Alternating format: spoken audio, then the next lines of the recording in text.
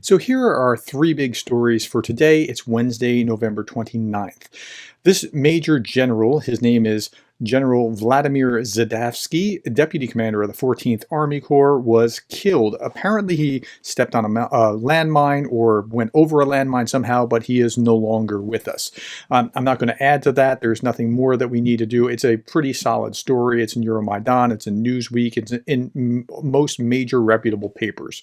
Another general off the battlefield. Okay, Representative Marjorie Taylor Greene, an American politician, she's kind of a bomb thrower. She's very anti-Ukraine, posted this yesterday. Anyone who votes to fund Ukraine is funding the most corrupt money scheme of any foreign war in our country's history and forcing Americans to pay for it. Well, readers added context to it. The journal Representative Greene is linking to as the source has been sanctioned by the United States government as propaganda arm of the Russian Foreign Ministry. Here's the link, and here that is.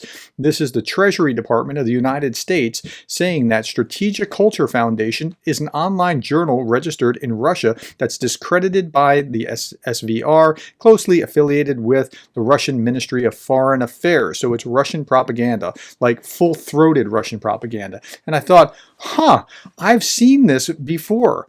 And if you're watching me, you saw this yesterday. Here we go. This is my video from yesterday where I was talking about, is it really lying if you're just repeating someone else's lies? And I'm talking about, this is what bad journalism looks like. And I showed example after example of the same story, just repeated. This guy said it, and then it was repeated multiple times. And one of them was here. Ways. It's got 16.6 thousand views just in those few days. Here's Strategic Culture Foundation.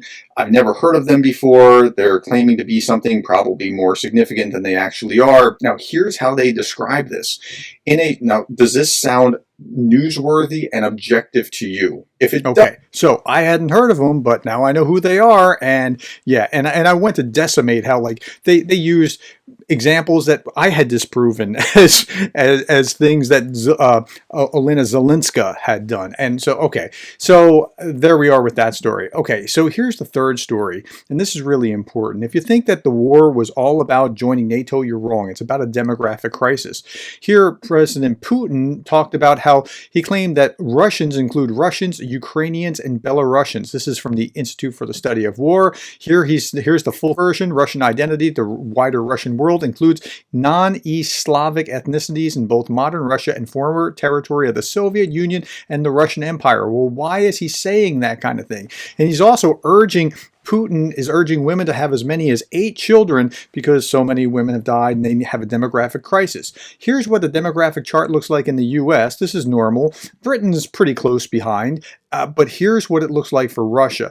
They know that they have a demographic crisis and they have to do something about it. But of course, Putin is leading by example, doing his part. Putin himself is believed to have at least 6 children with 3 different partners. All right. That's where we are. Thank you for your time. Thank you for the likes, the shares, the subscribes, and thank you for being the kind of person that cares about Ukraine.